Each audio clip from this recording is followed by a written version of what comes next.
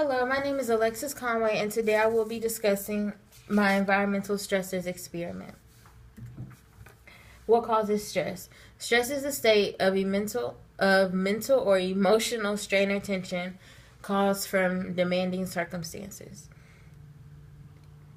What causes stress? Things that can cause stress is pessimism, lack of flexibility, and perfectionism. What are common signs of stress? Common signs of stress are separated into four categories. Cognitive, meaning memory problems or inability to focus. Physical symptoms such as aches and pains that could lead to a loss of sex drive. Emotional symptoms such as moodiness or inability to relax. And behavioral symptoms such as unusual eating or sleeping habits and drug use. What does stress do to the body? Stress can cause high blood pressure and increased heart rate and shortness of breath.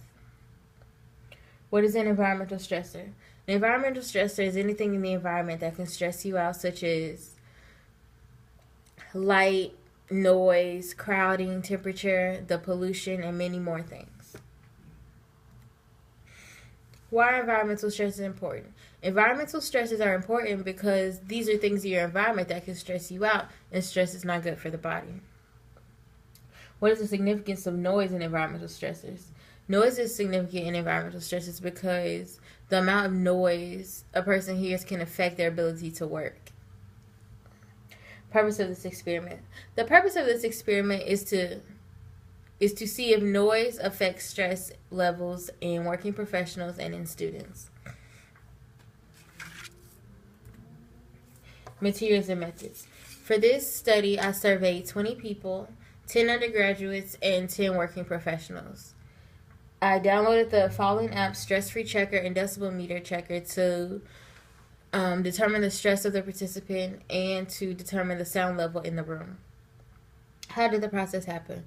Well, since I am currently in an internship, the process for the working individuals was I went around the office to different places and I interviewed 10 different people and got their stress and the decibel level while I was interviewing them.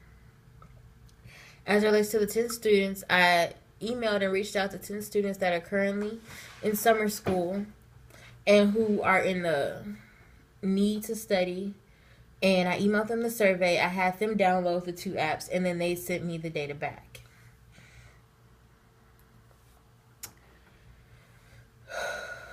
Results. Well, most of my working professionals were engineers, while most of my students were in school for engineering. The working professionals had a wide range of races or ethnicities, and my students were predominantly black. As it relates to the average age of the working professionals, they were aged between 32 and 36, while the students were aged between 21 and 23.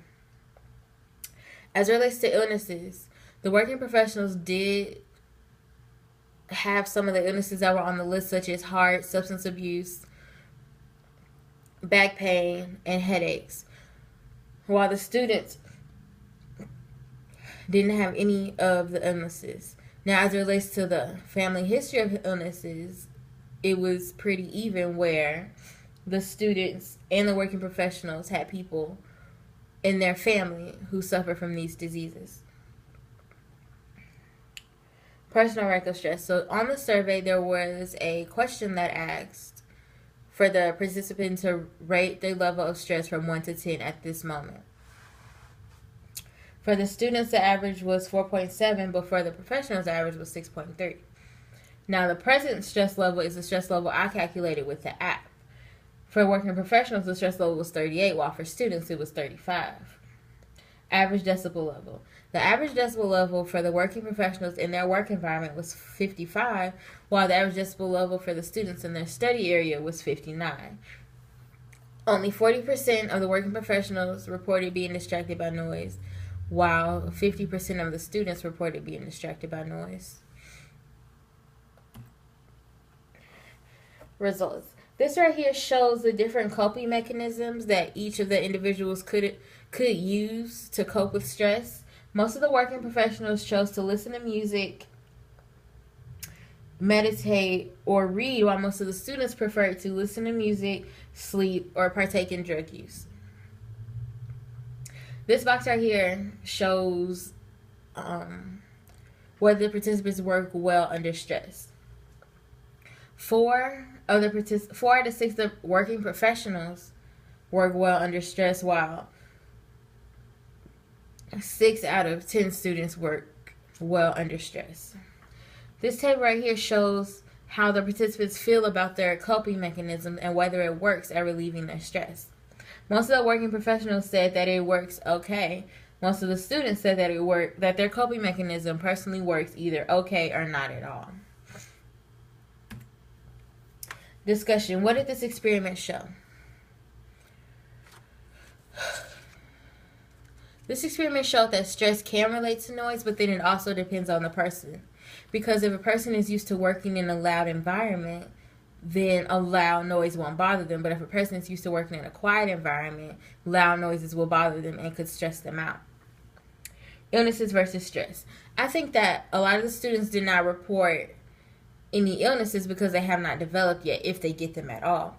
But stress causes harm on the body, and heart disease and a lot of other illnesses are caused because of stress. So the working professionals could have gotten their illnesses by stress, and the students just haven't gotten there yet. Personal thoughts of stress versus actual data. Well, as you saw, most people rated their stress from 1 to 10. The average for the students was a 4.7, while the average for the professionals was a 6. Yet their scores were more closely related when I calculated their stress. And that could be because at that moment they weren't necessarily working, they were being interviewed, so it was like a moment away from work. And I conclude that stress varies from person to person because people react to things differently, and not the same thing won't stress different people out. Because if a person is used to working under stress, then having a deadline coming up soon won't bother them. But if somebody is used to planning things out and they have to rush, they will be under stress. These are my references, and this is my acknowledgments. I would like to thank everybody who participated in my surveys, from this experiment to the last experiment, and everybody that helped me. Thank you.